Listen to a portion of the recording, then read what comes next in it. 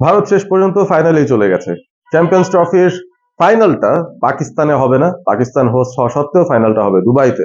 এবং দুবাইতে ভারতের মুখোমুখি কে হবে সেই লড়াইটা এখনো কিন্তু চলছে। নিউজিল্যান্ড এবং সাউথ আফ্রিকা একে অপরের মুখোমুখি হয়েছে লাহোরে, যেখানে তুমুল প্রতিদ্বন্দ্বিতাপূর্ণ একটা ম্যাচ হওয়ার আভাস আমরা পাচ্ছি। ইতিমধ্যে নিউজিল্যান্ড আগে ব্যাট করে 360-এর উপর একটা রান করেছে, সেই রানটাও আবার সাউথ আফ্রিকা বেশ ভালোভাবে চেজ দিচ্ছে।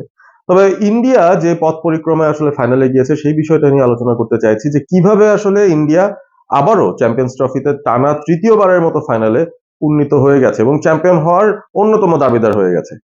একজন ক্রিকেটারের কথা আলাদা করে আসলে বলতে চাই, কারণ তাকে নিয়ে আমি জানি হাজার হাজার ভিডিও হয়েছে, কোটি কোটি আলোচনা হয়েছে, তারপরও কিন্তু আলোচনার শেষ নেই, কারণ তিনি সেরকম স্পেশাল একজন ক্রিকেটারই। বিরাট কোহলির কথা বলছিলাম।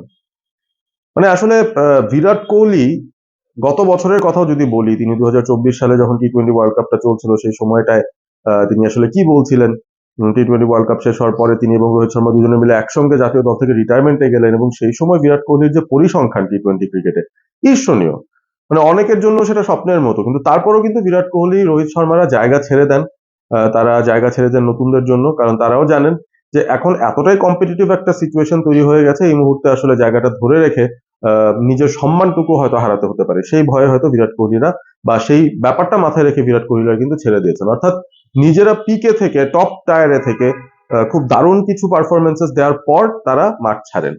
বিরাট কোহলির বয়স যে খুব বেশি হয়ে গেছে তেমন একটা নয়, 36-37 বছর বয়সের দিকে তিনি এগিয়ে যাচ্ছেন। তবে এই সময়টার ভেতরে ইতিমধ্যেই আন্তর্জাতিক ক্রিকেটে তার 82টা সেঞ্চুরি, খুব এগিয়ে যাচ্ছেন তিনি ঝড়ের বেগে সচিন টেন্ডুলকারের 100 সেঞ্চুরির মাইল ফলকটা ছুঁয়ে ফেলার জন্য। এবং এই যে সেমিফাইনালটা হলো, যেখানে ইন্ডিয়া অস্ট্রেলিয়ার মুখোমুখি হয়েছিল, অনেক কথা বলছিলাম দুবাইতে আসলে অস্ট্রেলিয়ার বিরুদ্ধে ইন্ডিয়া কেমন করে, এবং অস্ট্রেলিয়া যেহেতু তাদের পথের কাটা হয় সাধারণত আইসিসি টুর্নামেন্টগুলোতে, তাই দেখছি, ইভেন টেস্ট চ্যাম্পিয়নশিপেও তাই দেখছি।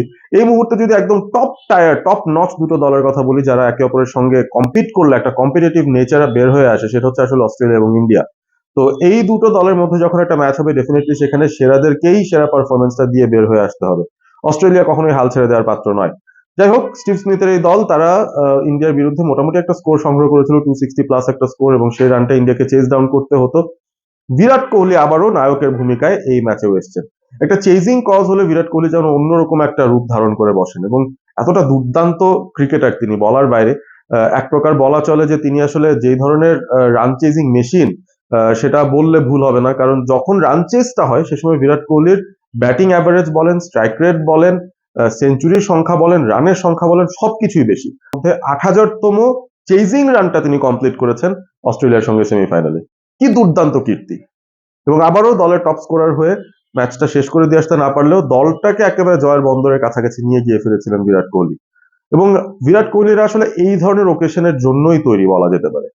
এত অসাধারণ একজন ক্রিকেটার, এই সময়টাতে এসেও তিনি আসলে যেই ধরনের কনসিস্টেন্সি দেখান, স্পেশালি প্রেশার সিচুয়েশনে, চেজিং সিচুয়েশনে, যেটা একজন ব্যাটারের জন্য খুব কঠিন একটা সময়, সেই জায়গাটায় 3 নম্বরে ব্যাট করতে নেমে বছরের পর বছর, ম্যাচের পর ম্যাচ বিরাট কোহলি দেখিয়ে দিয়েছেন তার ক্লাস এবং তার কোয়ালিটি অসাধারণ। এবং তিনি এখনো রিটায়ারমেন্টে যাননি পুরোপুরি সব ক্রিকেটের সব ফরম্যাট থেকে, বাট তারপরও ইতিমধ্যেই ক্রিকেটে তিনি একজন কিংবদন্তি হয়ে গেছেন ইতিমধ্যে, এবং বছরকে বছর মানুষ কিন্তু বিরাট কোহলির নামটা উচ্চারণ করবে যখন লেজেন্ডারি ক্রিকেটার, লেজেন্ডারি ব্যাটারদের নাম চলে আসবে।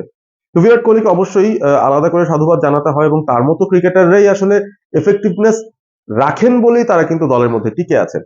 তো বিরাট কোহলির জন্য অবশ্যই শুভকামনা, এবং ইন্ডিয়ার জন্য অবশ্যই শুভকামনা যে তারা ডিজার্ভিং টিম হিসেবে, স্ট্রঙ্গার টিম হিসেবে, বেস্ট টিম হিসেবে এই টুর্নামেন্টের ফাইনালে উঠে গেছে।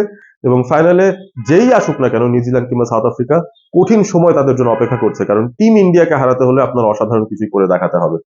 দেখা যাক শেষ পর্যন্ত চ্যাম্পিয়ন্স ট্রফির মুকুটটা কার কপালে যায়।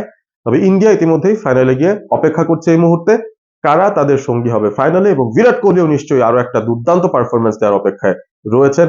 রেকর্ডের পর রেকর্ড হয়তো তিনি করে যেতে থাকবেন সামনের দিকে। আপনারা রয়েছেন অল স্পোর্ট এবিপির সঙ্গে।